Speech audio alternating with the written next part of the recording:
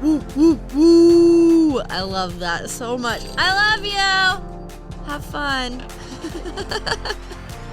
Oh, welcome back, kitty cats. It's episode 4. Today is all about the Morgan Empire. And I did decide to record in my tutu because I've learned when shitstorms are brewing, everything's better in a tutu. And if you're watching on YouTube, I know it's cute. Especially my hair today. Hey. You're cute. And thank you for watching. This podcast is called Hard Talks. Woo! Yay! Today I'm telling you all about the infamous Morgan family dynasty and the conspiracies that have been intertwined with the name for nearly 200 years. All right? Long time. They are the third family out of 5 thought to be wealthy and powerful enough to rule the world. As we talked with the Rothschilds and with the DuPonts now, the Morgans were really pillars and kind of curators to our society in weird hidden ways, especially our economy. They would heavily involve themselves in the finance of our country, as well as the creation of the Federal Reserve and kind of our banking system as a whole. So, thanks, guys. There's also much speculation that, like these other elite families, they have deep-rooted connections to these secret societies and the Illuminati. Ooh. Today, we're just going to jump into that rabbit hole, so get ready. Just remember, here at Hard Talks, we treat all these conspiracies as such, considering they have never been confirmed or denied. They are still technically whispers. However loud these whispers have grown over the years, whatever. I'm not saying it's all true. At the very least, it's a very good, very interesting story, so just keep your minds open. Think unlimited. These godlike wealthy families do have a great power and ability to suppress the truth, but how you filter the following information is totally up to you.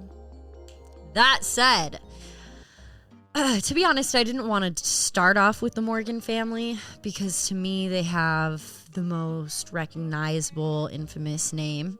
I mean, J.P. Morgan alone might be the most famous bankers ever. You know, he looks pretty similar to our Monopoly Man, which you'll find very fitting. Some say the Monopoly Man was even fashioned after J.P. Morgan. Anyway, have you heard of a little banking institution called J.P. Morgan Chase Bank? Oh yeah, babies, hide your money. Or you may have heard of a little boat accident that still goes down in history, like 110 years later, as one of the most famous shipwrecks of all time. Does it ring any bells? Sinking of the Titanic? My heart will go on. I'm not laughing because it's actually tragic, but I mean, come on, J.P. Morgan owned that ship, and he may have sunk it. But more on that later. I didn't want to do the Morgans first because back when Sarah and I were doing the podcast together, we did an episode on the Titanic. Because I've had this weird fascination about it for as long as I can remember. I think it's episode 75. Go listen. But as I was doing all this research, I kept coming across one name, John Pierpont Morgan. And not only because he owned the White Star Ocean liner, but because there were many, many whispers already swirling about this guy, about how savage, ruthless, and barbarous his business practices were. And these stories also entailed what sweet JP was willing to do for a buck, and a quick one at that. Pretty much anything. He was willing to do pretty much anything for a buck. But anyways, I already had this bias about this family before I realized that they were involved in this conspiracy of ruling the world. But when I learned of it and the very real gravity of these theories, I thought, gosh, if there ever was a family to fit the bill, this would be one of them. I could see it. I mean, when they're raised and perfectly geared towards domination, it doesn't seem so implausible. With an ancestor like JP, you'll see why. John Pierpont Morgan was born April 7th, 1837 in Hartford, Connecticut. This douche nugget is considered the driving force behind the wave of industrial consolidation in the U.S., meaning he busted his balls to merge and or acquire many smaller companies, and absorb them into much larger ones, which is a really nice way of saying John Pierpont Morgan was known for ruthlessly monopolizing kind of everything. Or, maybe we should call it Morganizing. He Morganized everything. Pretty much any industry he found interest in, so that kind of sucked for everyone else. In fact, when I think of monopolies, I think of this monopoly man. It's like synonymous with the guy. More so with any of these other families. And that is saying something, considering all the cookie jars we learned these other families have their hands in, JP was a greedy bastard. And that's not me being mean, friends. It was his reputation.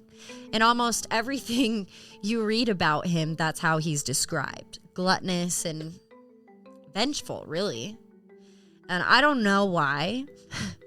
Maybe it was just the time of the Gilded Age, easy opportunity, easy prey, easy takeovers. But he did have a good upbringing. It's not like he had his family to blame. I mean, as good as one could have in the 1840s in Connecticut. They weren't poor is what I'm saying. Both of his parents' families arrived in America before the Revolution. His mother, Juliet, was a reverend's daughter in Boston, Massachusetts. God, could you imagine being a reverend's daughter in any time period? Yeesh. Sorry. Anyways, his father, Junius, was a successful banker and merchant. Very successful banker and merchant.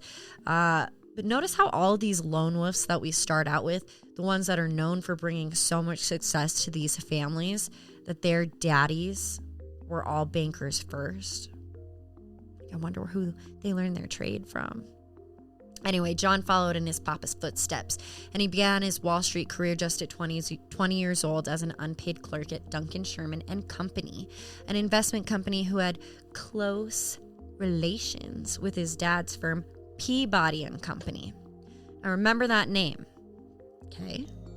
In 1871, he partnered with a guy named Anthony Drexel, and together they founded Drexel, Morgan and Company. Then in the next several decades, together, the two built the most powerful investment banks in the world. No exaggeration there either. Anthony Drexel died in 1893, and that's when JP renamed the firm to JP Morgan and Company. Sound familiar? Over the course of JP's career on Wall Street, he spearheaded the formation of several little multinational corporations you might recognize the names of, like U.S. Steel, International Harvester, General Electric, and AT&T. Those are all big ones, which the family still owns most interests today. JP and his partners also held controlling interests in numerous other American businesses, including Aetna, Western Union, Pullman Car Company, 21 railroads, which the family also still owns most interests in today. Oh, yeah. And then JP also took an interest in those little cruise liners I mentioned. That's when he bought up the Titanic and her two sister ships. He was also apparently an avid collector of gems, arts, and books, a major benefactor of many museums, and he loved long walks on the beach. Oh yeah, I forgot this isn't a profile to swipe on Tinder. That's just something I found funny, in all my research. Call me crazy, but I didn't peg JP as a crystal lover. But you will learn that this guy got around. Okay? I guess we'll start at a point in American history where there was a lot of panic. Great place to start. Not much has changed. We discussed this in the Rothschilds episode because the homies did it together. So cute.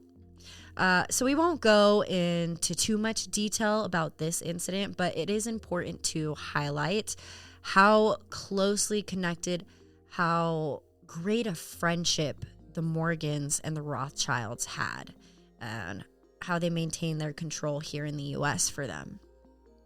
The Morgans essentially became covert spies for the Rothschilds during the 19th century, giving insider intel to the Rothschilds regarding politics, finances, you name it.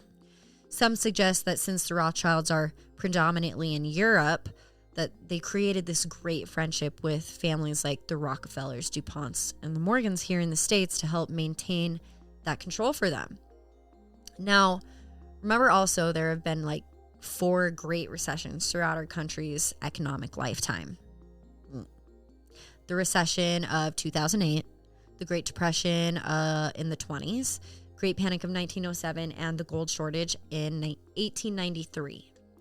During the gold shortage in 1893, there was a growing worry amongst the everyday people about the flow of the nation's surplus gold going to different nations. Rightfully so. I still worry about that. But Morgan took advantage of this current climate, this situation, and he lent out a helping hand. But not out of the goodness of his heart. Oh no.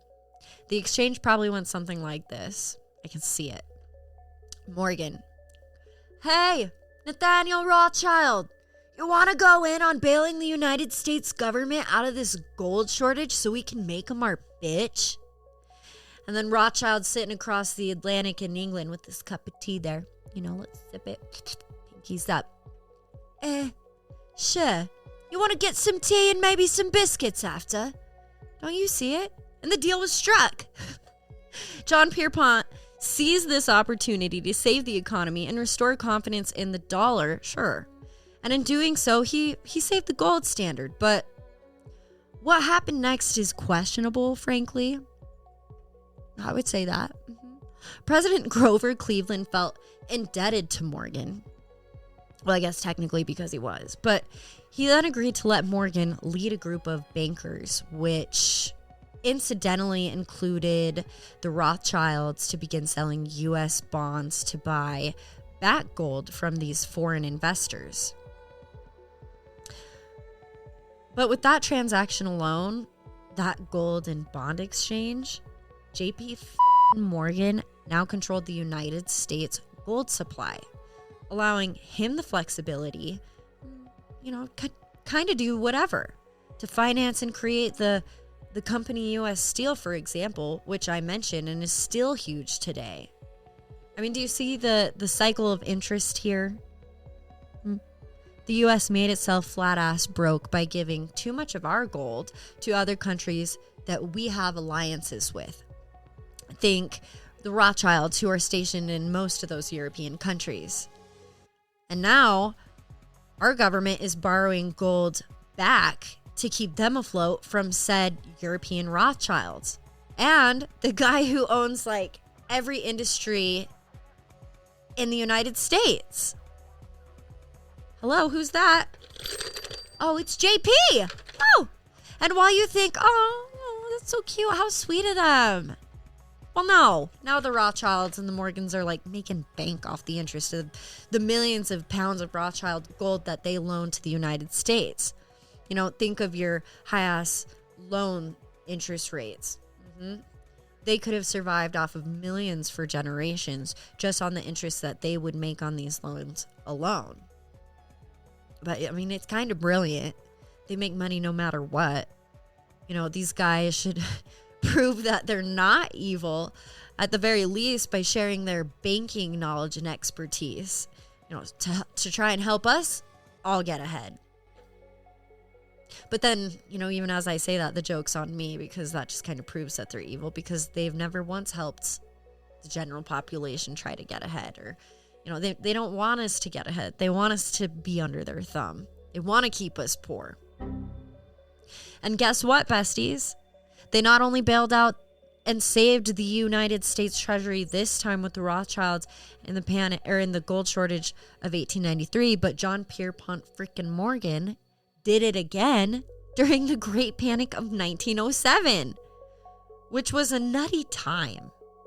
If you've never heard of the Panic of 1907, you should totally look into it, because hot damn.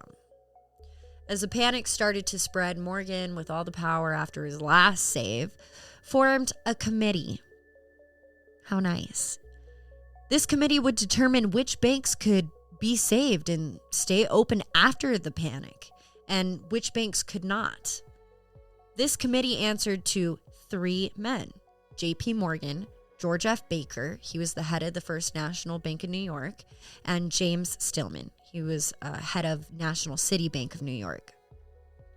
And then it said that at the end of countless hours and committee recommendations, only 3 banks were left off the list to save after the panic. Okay, they only decided to save 3 banks. The Hamilton Bank, which J.P. Morgan ended up taking over, the 12th Ward Bank, and the Empire City Savings Bank. All these banks were in Harlem, actually, as Harlem was hit really hard by the lack of attempts to aid it at the time. But then J.P. Morgan started taking over everything with the great hunger and, honestly, right under the noses of everybody. Nobody was like, hey, should this one guy own like every major banking institution and company I can think of? And I'm sure they're all sitting in a circle with their winks in their hands looking at each other like, no, that doesn't seem weird.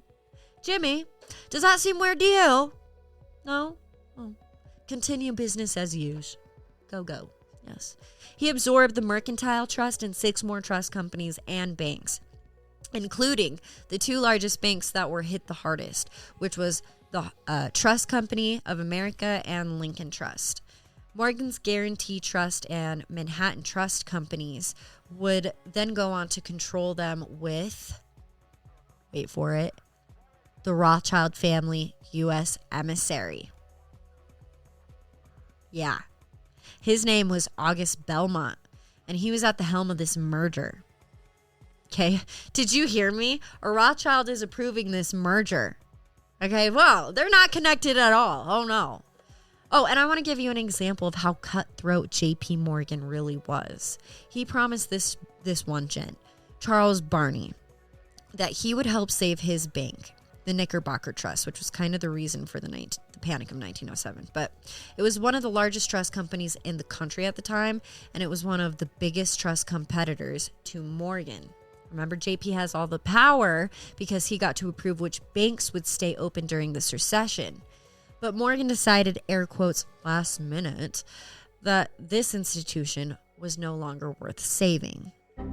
Even though, like I said, it was one of the largest trust companies in the country at the time. So I don't really know what JP's reasoning was other than he just wanted to get rid of this guy.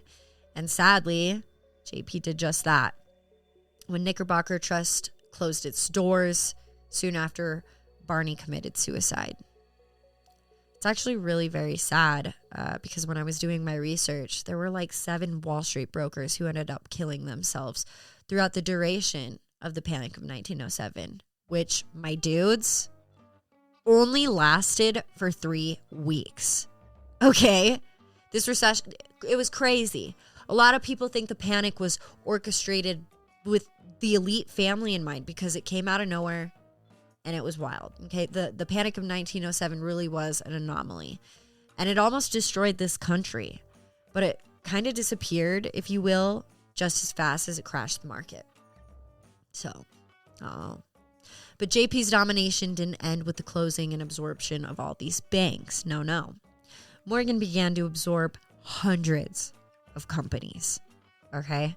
One in particular setting off a lot of radars to the public. Hello, finally.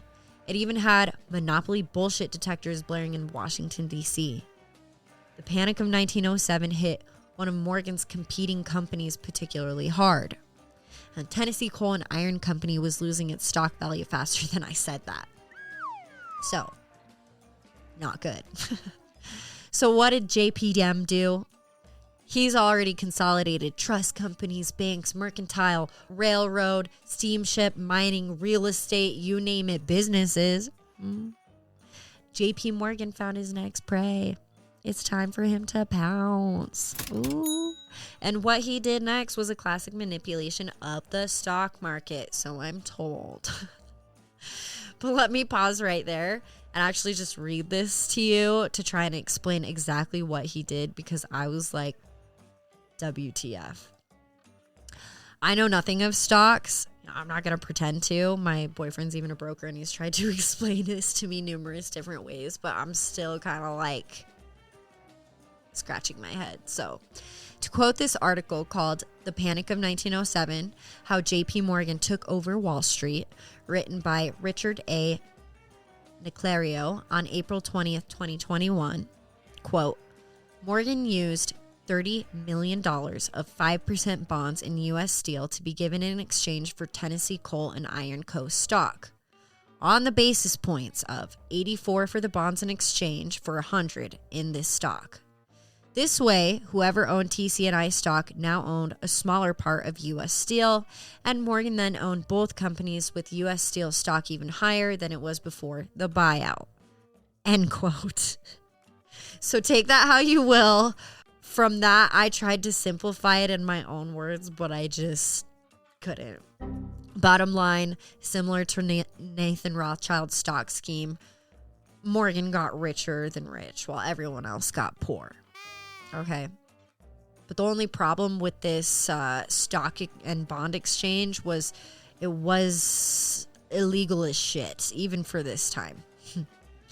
And this transaction actually came very close to violating something called the Sherman Antitrust Law.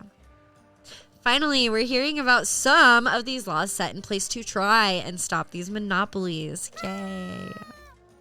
The three men who were put in charge of deciding which banks were cool enough to stay open, E.H. Gary, H.C. Frick, and J.P. Morgan, had to go visit with President Theodore Roosevelt because they were being so naughty. Yeah, they got called to the office, the Oval Office. But this meeting of what was supposed to reprimand them, I guess, ended up turning into yet another negotiation and another business transaction. These three men tried to talk the president into overlooking everything. It wasn't a monopolistic transaction. And Teddy did just that. I think you're right. It sure wasn't. Because he concluded that iron and steel plants were their own, air quotes, entities. Therefore, they were not technically competitors, as they did not sell to the same people or a common market. And the ownership of these two corporations would then not be considered monopolistic. Which is like so dumb, because when you think of iron, then what do you think of? Steel. Huh. I wonder what kind of back scratching JP had to do for Teddy. And since President Roosevelt was like, hey, babe, I got you, Morgan got to keep his new purchase of Tennessee Coal and Iron Company. Oh yeah, baby. He put them down like old yeller fellers. Again, remember, this is also happening within a 3-week time period. But not only that, since buying this company up, JP now owned an estimated mineral reserve of over 700 million tons of iron and 2 trillion tons of coal. Okay, that's a lot of coal. All while expanding the reach of his U.S. Steel and usurping one of these top competitors. What a party. Talk about killing 2 birds with 1 stone. Side note, there are actually a lot of conspiracies about U.S. Steel and Zug Island. I know, what a cute name. Zug Island is a highly guarded man-made industrial island that sits downriver from Detroit, Michigan. It's pretty well known that this island is a huge environmental hazard and has been for decades, but that's not the odd part. People across both sides of the river complain of hearing a constant, annoying, low drumming, humming sound. Many speculate as to why, but I don't know. There's some interesting theories there. Google it. But the Panic of 1907 became the catalyst for one of the largest cases of corporate consolidation in American history. The questionable circumstances and outcomes of the Panic of 1907 and J.P. Morgan's massive advancements and takeovers led to Louisiana Congressman Arseny Pujo's money trust investigations, and a banking and currency report immediately to follow in January of 1913, which is crazily enough the year JP Morgan Sr. died. So even if he was found guilty, he'd get off scotch-free either way, so good for him. Money trust hearings determined that a small cartel, I think we can all call them that at this point, of financiers, specifically JP Morgan, and a few other familiar names we now know, had gained control of numerous industries and monopolized them through the abuse of the public trust. I mean, come on. That's just the God's honest truth. Here we have another good old boy, that the public views as a brilliant savior of the economy. A stand-up guy, a leader in producing the world's most innovative tech. JP was a giver. We would never question him. Why would we question his motives? It's wrong. But nay. JP was a taker. This report determined that Morgan had gained control of most major manufacturing, transportation, mining, telecommunications, and financial markets throughout the United States. That's a lot. It's a lot of different cookie jars. It also found that 341 officers of JP Morgan & Co. sat on the boards of directors of 112 corporations with a market capitalization of $22.5 billion. Remember, this is 1913, guys.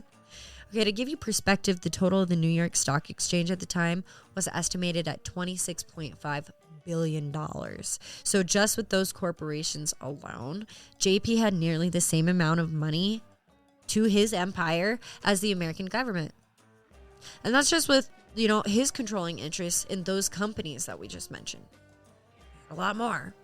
Morgan had influence or outright control over so many corporations, boards of directors, that they represented over, it said, 4/5 of the value of every corporation on the entire New York Stock Exchange. Okay, so I feel like I need to break that down even a little more because that's insane. Even if they owned the smallest portion, had the teeniest bit of interest in this company, just owned the tiniest little crumb to the pie, they owned a part of every single goddamn trade on the New York stock market.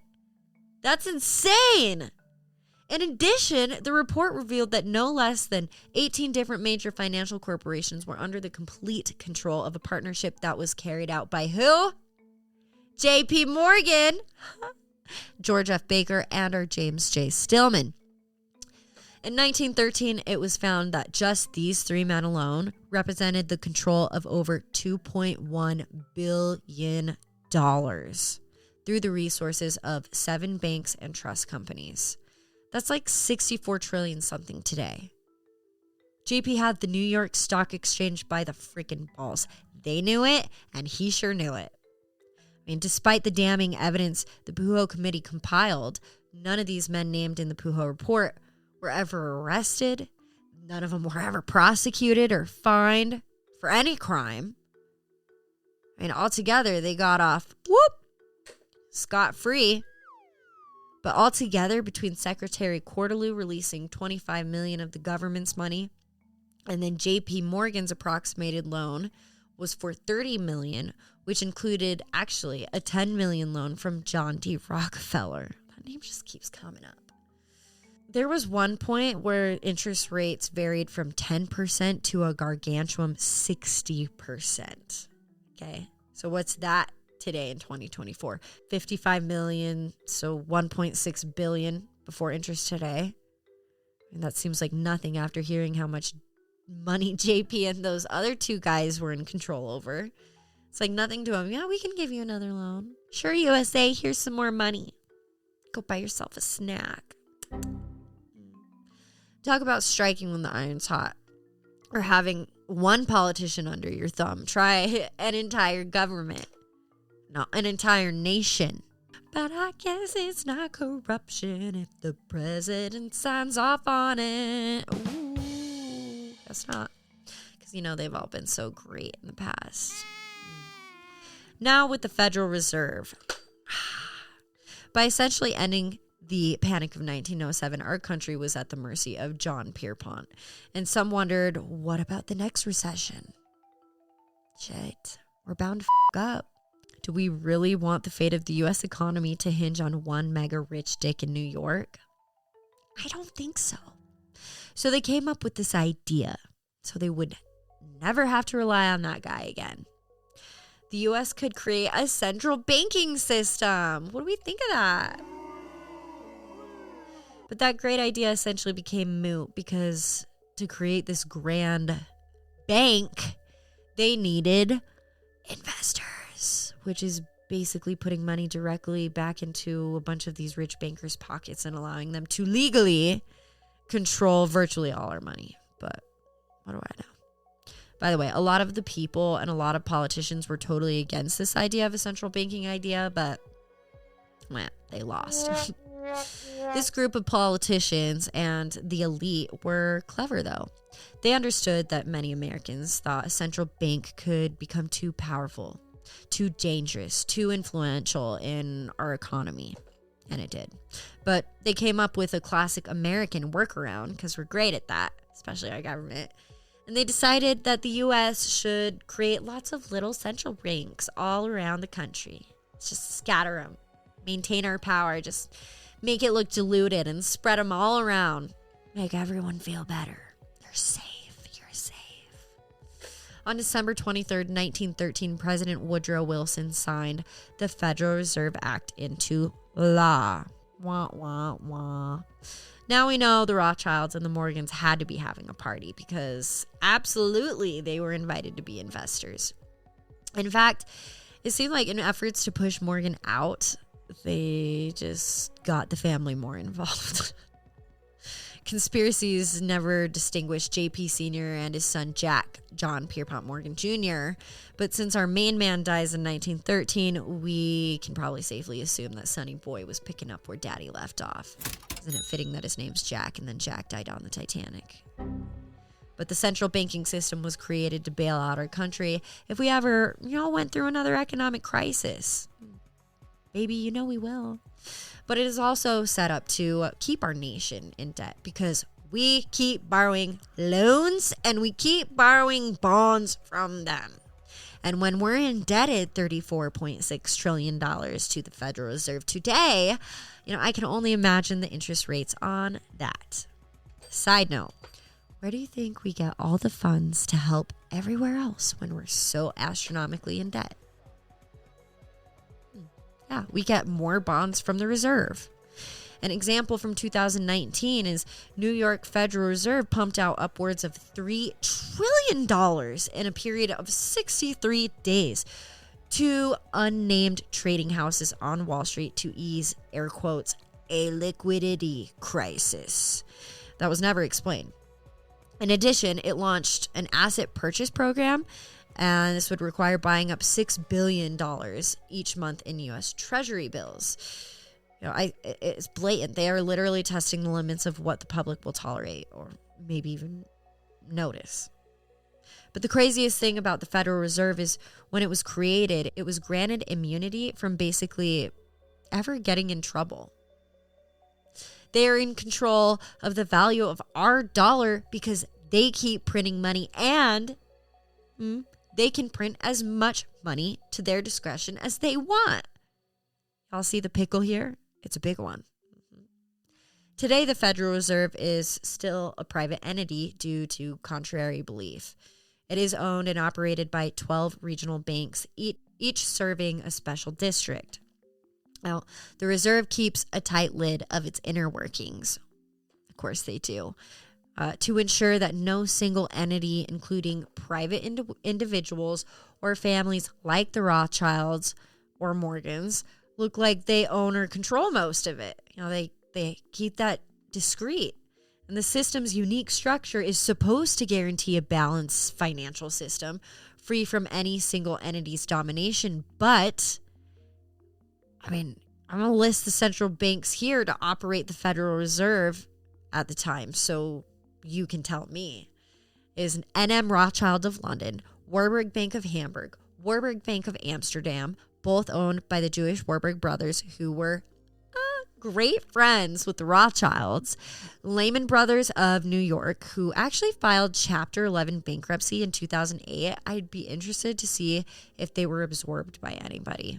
But a lesser brother of Paris, a Rothschild bank, Kunla Bank of New York, Israel Moses Seif Bank of Italy, Goldman Sachs of New York, Rockefellers and the Vanguards own Goldman Sachs, FYI, and JP Morgan Chase Bank of New York, and Rothschild Bank of Berlin.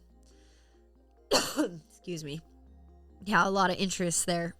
Very similar interests there. I think it's because when England lost the Revolutionary War with America, they planned to try and control us by, one, controlling our banking system as a whole, the printing of our money, and our debt. And so far, they've done a fine job of it, in my opinion. Now, let's switch gears a little bit. JP Morgan also had close connections to Thomas Edison. Yes, the guy who's known for inventing the light bulb and the phonograph. But he was actually batshit crazy. And he actually stole most of his patents for his air quotes work. Edison really was a despicable person. But anyway, JP's financing Edison at this point. But then JP soon realizes that Edison is kind of an idiot. You know, he can't figure out this light bulb thing. Dum-dum can only get so far. So then Morgan meets a guy named Nikola Tesla, who worked for a competing electric company called Westinghouse. And Tesla is the guy who should be credited for the invention of the light bulb because he had already kind of figured this out. He already figured out the alternating current. He was a genius, really. And JP was known for being the leader in innovation. So he really wanted that patent. He wanted to beat everyone to the punch with this new invention. And also, I'm sure it would have sucked to live by candle and moonlight. It sounds romantic, but have you ever stubbed your toe in the middle of the night on the way to the bathroom or something? I swear I wake up the whole house with my heaves of it's the end of the world. But long story short, JP Buttface Morgan went on to steal Nikola Tesla's ingenious ideas. And then he gave them to Edison. You know, go start producing all of them. Get those suckers on the market. Claim all the fame, all the glory for saving us all. One big toe at a time with the power of indoor electricity. Woo! Yeah, they totally screwed over Tesla, which is actually really sad because poor brilliant man died alone and in severe poverty. Google his life story. That'll make you want to cry, for real. And while Morgan, he really was a pioneer in being a capital TWAT, he wasn't impenetrable. No. Like the DuPonts, this last name has seen a courtroom a time or two. They're just slippery slimes that can buy off anyone and can settle pretty much any amount in court. So it's kind of like, are they really being accountable? I don't know. I don't think so. Because the good guy still loses. They always do. And no one's ever, done time. Maybe these fancy folks should experience a day in Gen Pop. May do them a little good. Get that silver spoon unlodged from their asses. I don't know. But Tesla slapped Morgan and GE with the patent infringement lawsuit. But Morgan won, of course, and this is when he basically gained control of the entire electric light industry. And this is when they converted Westinghouse to what we know today as General Electric. Oh, yay. So it's not just Edison who stole from Tesla. JP Morgan absolutely orchestrated the shiznit out of this. You know it. And this is something so crazy to me. Electricity could have been free if they wanted. If you understand it, if you understand physics, which I don't. If you have access to coal and shit, you can create it. But Morgan thought, why not charge for this? Don't give the people light for free, see? That could be a hot market. And boy, was he right, and boy, did he corner it, because we still pay for electricity to GE today, and it isn't cheap. I think my last bill was $67, and I live in a condo, okay? A bitch's lights are off. What are you really charging me for, GE? Heck. Morgan's efforts to gain wealth and spread his influence didn't stop there. In an investigation after the war, it was revealed that we entered into World War I not for political or policy concerns, but for the profits in the banking ammunitions industry. War! Good God, Lord. What is it good for? Money! They aren't lying when they say America's still got the most badass military, but it's because we're armed with the most badass shit. As we've learned over the last few weeks, our contracting companies sell weapons all over the world, even to our enemies, because weapons infuse our economy. You know, we get rich off of them, i.e. war is central to economy, hence why we're always in one. We get it, Alicia. Great, thank you. But that's what happened here. We entered into World War I strictly for a quick cash infusion. Curious what the U.S.'s economic climate was during that time. It was probably really great.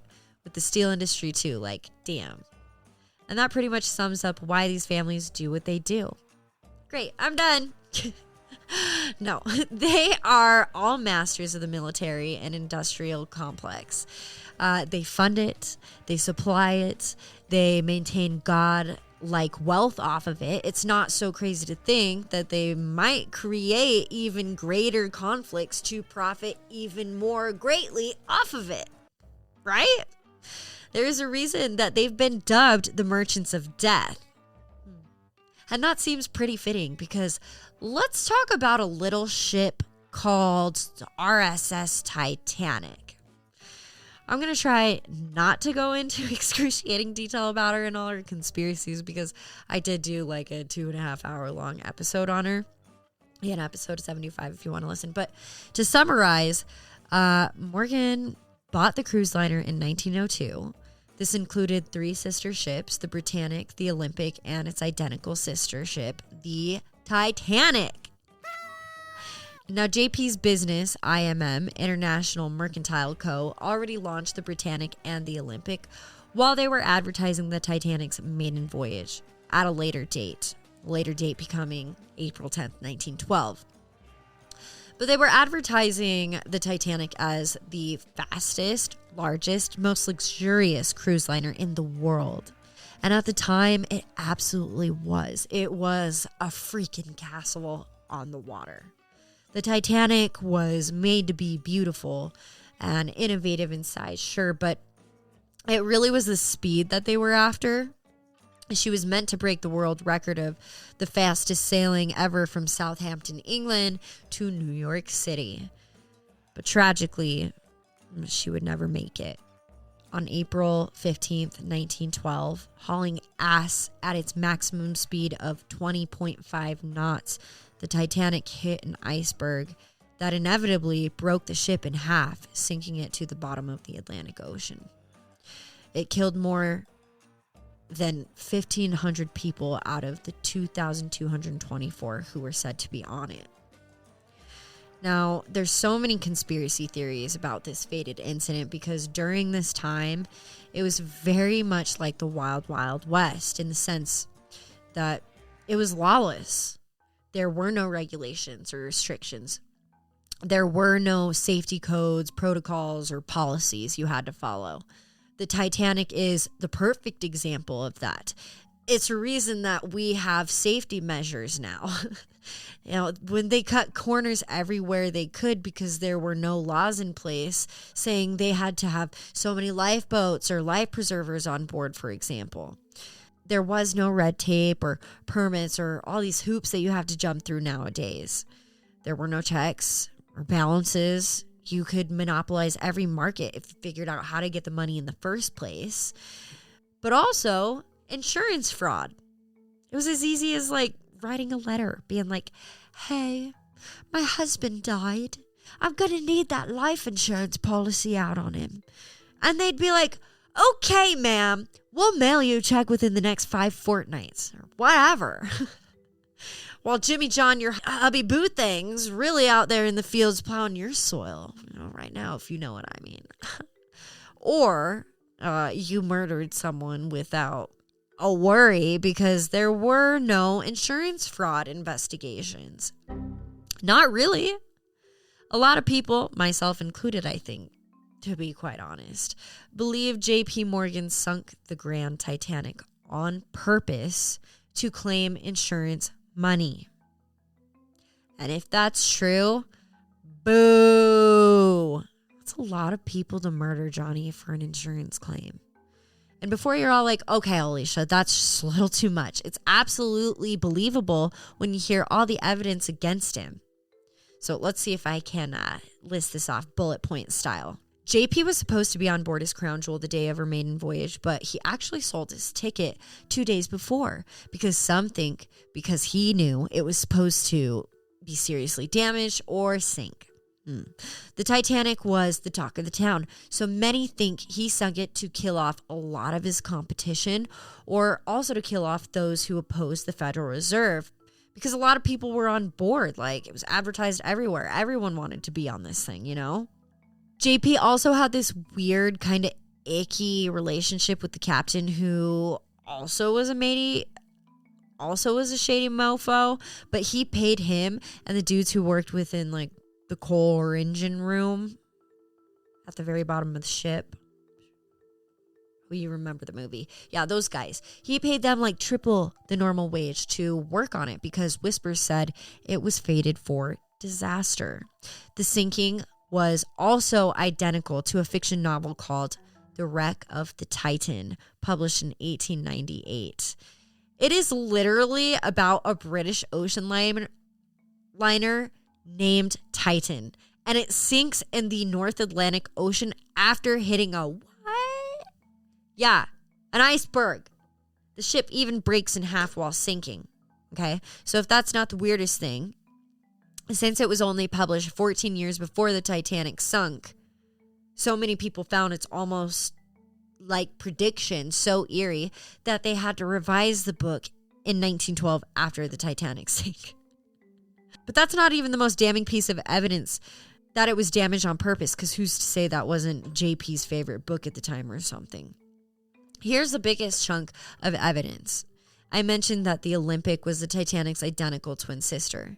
Aside from a couple slight differences, like the Titanic had 14 roundish windows, the Olympic had 12 bigger, squarish windows. The two next to each other looked impeccably similar. So here's the skinny. The Olympic didn't have a great sailing record. It had been in a number of collisions and was essentially totaled. And with all of JP's money free balling around, what with all these government bailouts and buying up everything he possibly could, money was tighter than what he liked. He didn't like it. He wasn't comfortable with having a little tight cash. You know, he didn't want to fix the Olympic. He didn't want to pay to have it fixed. No, be a good business owner. Because crazy, it was also expensive to fix giant yacht cruise liners. And it was so expensive, it could have bankrupted his company, IMM. And JP just couldn't have that. So there's actually photographs the day before the Titanic set sail. It's moored right next to her twin sister, the Olympic. Well, many believe the two boats were swapped out in the middle of the night, which actually would have been a lot easier to do back then, if you think about it. And all the dock workers are home, and only highly paid ones are there. No cameras, no media, etc. And evidence of this actually grew as people who survived the incident recalled boarding. They were still painting the walls and the name Titanic on the side of the freaking ship like it wasn't even done. Many remember light fixtures still being installed, and there was a slight off-kilter to the left. So like when they were standing on deck, they would lean to the left. Many think that maybe because they were actually really on the Olympic because it had damage to its left side, which made her lean to the left. Interesting. Another thing is people think that may be why they had so very few lifeboats and life jackets on board, because the Olympic was never supposed to set sail again. Maybe they didn't have time to put them back on. It's speculated that the two twin ships were switched out because Morgan intended the Olympic to sail unknowingly in the Titanic's place. He knew with its previous damage it would eventually take on some water, and then he could chalk it up as, oh, the air quotes unsinkable Titanic took on some damage during her maiden voyage. Let's file a claim on it. It was a smart way to try and come up on the insurance payout, I suppose.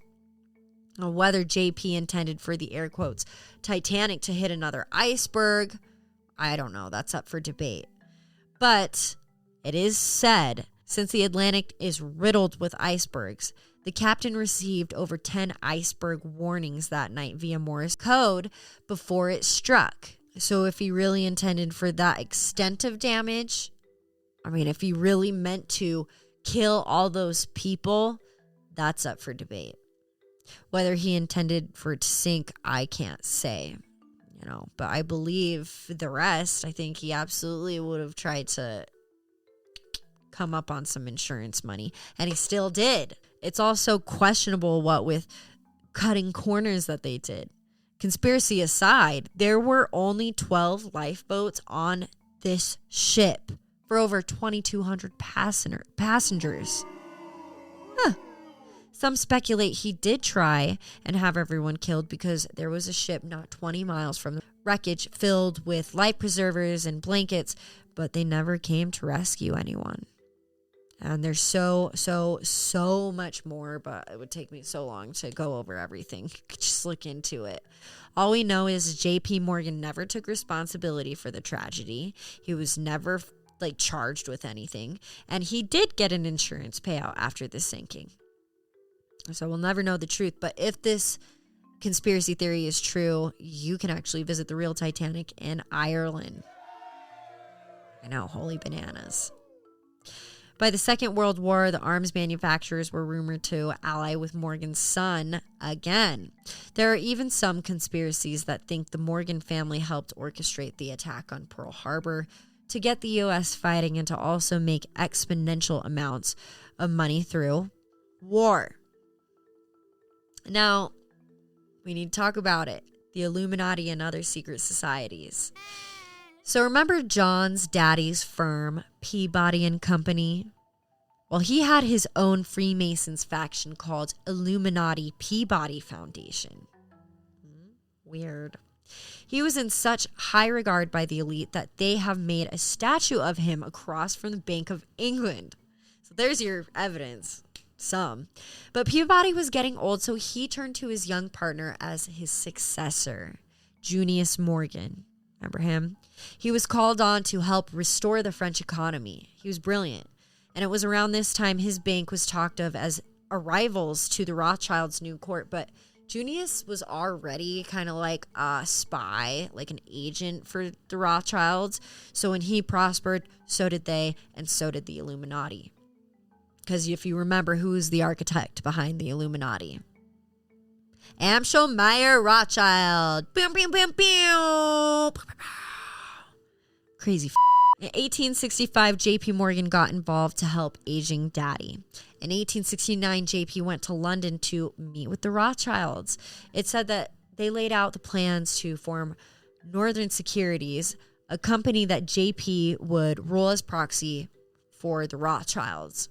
In 1871, after the Europeans got over their lack of confidence, if you will, at the end of the Civil War, money suspiciously began to start streaming across the ocean to the U.S., providing massive profit for the Morgan's firm and Morgan and Company, and financing the growing number of industrial projects in America. AKA the House of Morgan was getting hella freaking rich, and not just through their company's revenue, if you know what I'm saying. By 1896, the Illuminati families, Payne, Whitney, and the Vanderbilts, very famous elite family, all had dirty devil money in Morgan Guarantee Company, which was run by J.P. Morgan and Guggenheim Outfits. J.P. was very skilled at creating financial syndicates for the Illuminati and joint efforts to further the air quotes great plan. It's not terrifying at all. President William McKinley actually began prosecuting the Rothschild Morgan-run company Northern Securities under the antitrust laws in 1900. But then in 1901, McKinley ran for a second term and appointed a new vice president, Theodore Roosevelt, who is now known to be a revered Illuminatus. Less than a year later, President McKinley was assassinated. When Teddy became president, The prosecution of Northern Securities stopped completely. I wonder why. For this reason, some people think McKinley's death was ordered by J.P. Morgan and the Rothschilds. I guess we could understand now why it was so easy to sway Roosevelt's opinion during J.P.'s terror of monopolization, or I guess Morganization, which also bums me out because we all grew up hearing how great a president Teddy Roosevelt was. I mean, come on.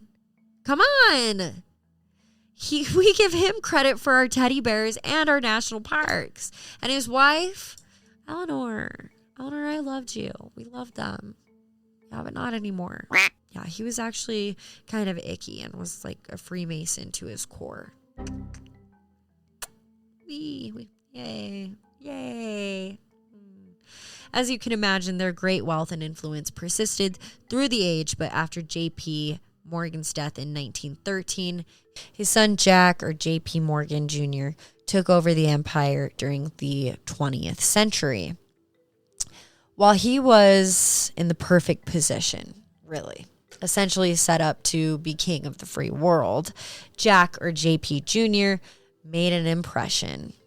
He was like his father, a power-hungry international banker. And that's putting it nicely. He was famous for his handling of immense foreign loans, but most importantly, J.P. Morgan Jr. appeared to have followed in his father's footsteps and former leader's footsteps of doing business with the Rothschilds. So it's also believed he continued, a close relationship with the Illuminati. But how heavily involved their descendants remained to the Freemasons, we'll never know. I did a lot of digging too, we'll never know. But one could always suspect. JP 2.0 became the chairman of JP Morgan & Co. He also advised President Franklin Roosevelt during World War II. How fitting. Let's control this war. Up until his death, actually. The Morgan family has continued to be involved in banking and finance, politics. The current chairman of J.P. Morgan Chase & Co. is Jamie Dimon, who is a descendant of the Morgan family. Just different last name. Today, the House of Morgan still maintains the world's largest private gold vault, which a lot of people speculate. There's some conspiracy theories about how there's a tunnel that runs underground from their vault to the New York Federal Reserve. And honestly, if it's true, it wouldn't shock me at all. Even today, the Morgan legacy still has enormous influence, and, they're able to sway both in business and political theaters. Actually, as of January 2024, J.P. Morgan himself, the old bat, has an estimated net worth of more than $120 million at the time of his death in 1913.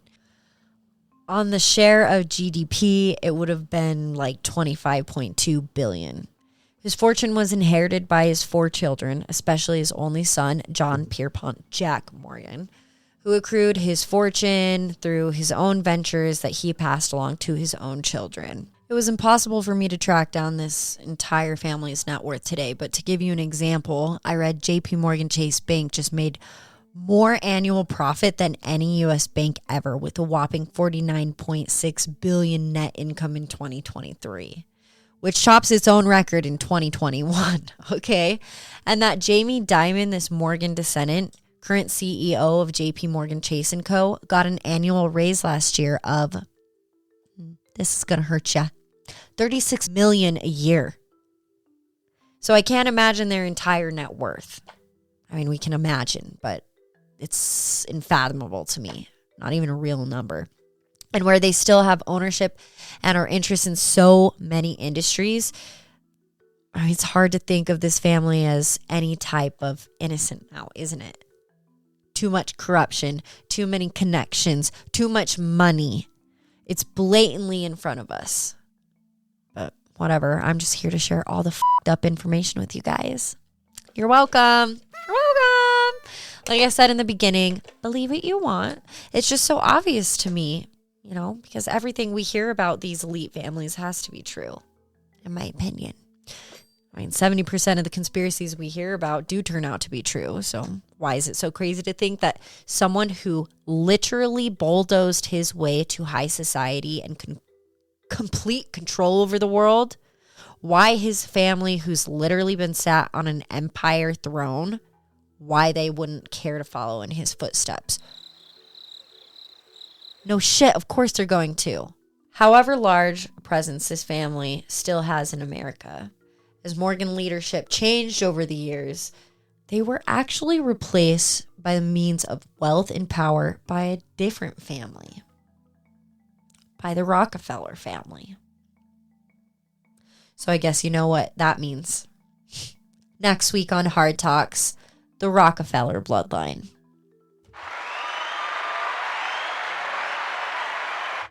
Again, this is just the tip of the iceberg. There's so much more out there on these guys. Do some of your own reading and let us know what you find and how you feel on the show on social media at Hard Talks Podcast, or you can email me at hardtalkswithbnh@gmail.com. Till next week, guys. Think Unlimited.